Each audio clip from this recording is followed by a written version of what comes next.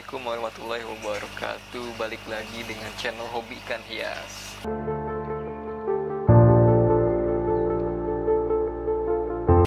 Di episode kali ini saya ingin sedikit share ya mengenai tank mat ikan cana auranti maculata.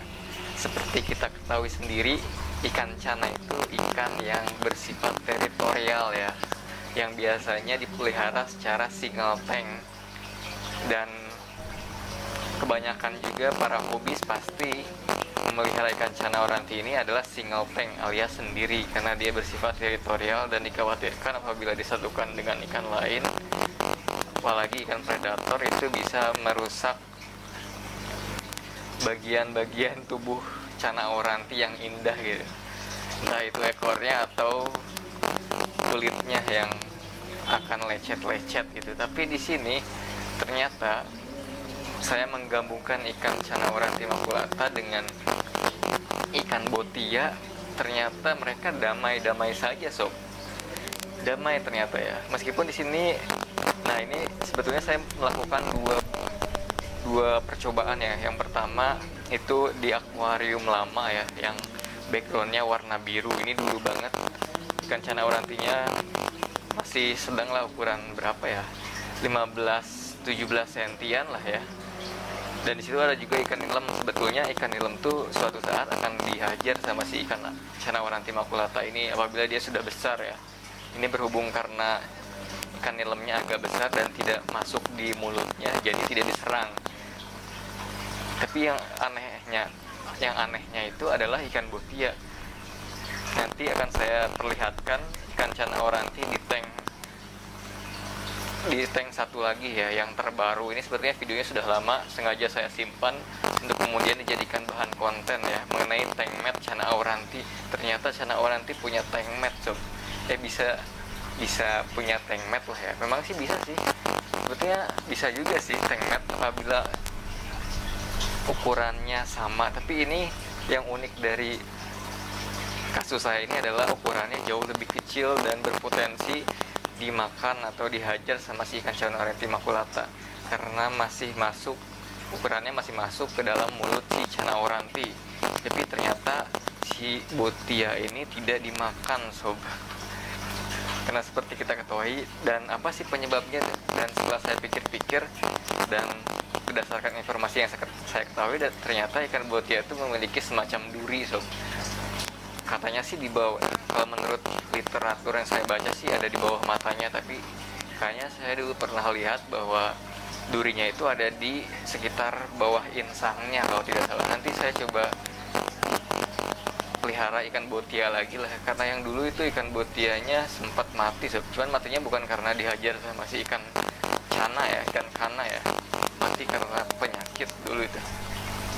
Jadi kalau misalkan memang agak unik ya, karena ini dua ikan yang berada di habitat berbeda ya. Karena ikan botia yang belang-belang ini, ikan badut ini adalah ikan asli Indonesia sob, dimana habitatnya berada di Sungai Batanghari Jambi dan Sungai Barito Kalimantan gitu. Dan sebetulnya ikan botia ini juga banyak digemari di luar negeri sob.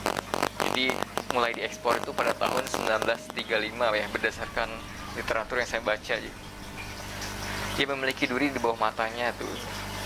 Dan duri itu sebetulnya, nama Marakanta itu adalah artinya duri yang besar sob.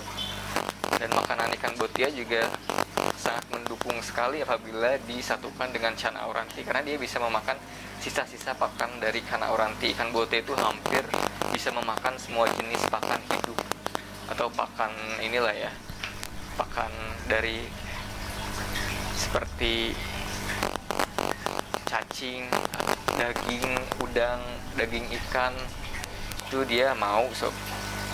Bahkan kacang polong rebus pun mau. Nah ini di tank satu lagi sob, di tank satu lagi pun ternyata ikan botianya masih damai dengan ikan cana auranti, tidak diserang sama sekali. Ini mungkin pengaruh dari duri juga sih sebetulnya. Kalau si ikan nilem itu memang dia sudah dihajar sob sama si ikan cana auranti ini. Tuh kalian bisa lihat sekali, ini di dua tank yang berbeda ternyata masih damai. Meskipun ikan botia masih takut ya, dengan si ikan kana oranti, ikan botia kecilnya, tapi tidak pernah sampai diserang. Tidak seperti lobster ya.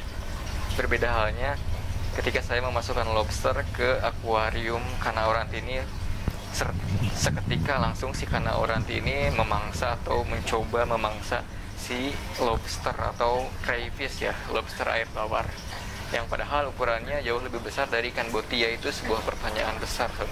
Kenapa lobster malah dimangsa si kana oranti tapi ikan botia tidak dimangsa gitu? Karena dari ya memang seperti itu, faktanya demikian, sob. Karena mungkin si kana oranti ini tahu bahwa ikan botia ini memiliki duri ya, yang mungkin agak sangat berbahaya bila dimakan dibandingkan ikan lobster. Meskipun sebetulnya lobster juga agak keras ya, tidak bisa dimakan ya. Cangkangnya keras, juga memiliki duri ya di sungutnya, dan juga memiliki capitan gitu. Itu aneh banget ya. Jadi pada intinya sih, pada video ini saya cuma ingin mengatakan bahwa ikan botia ini kemungkinan besar bisa dijadikan tank mat buat si kana oranti. Apalagi ikan botia ini juga tumbuh besar ya, bisa tumbuh besar. Jadi tidak akan dimakan lah apabila ikan botianya sudah besar oleh si kana oranti.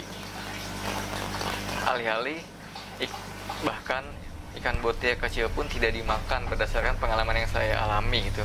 Itu berdasarkan pengalaman saja ya, sob ya.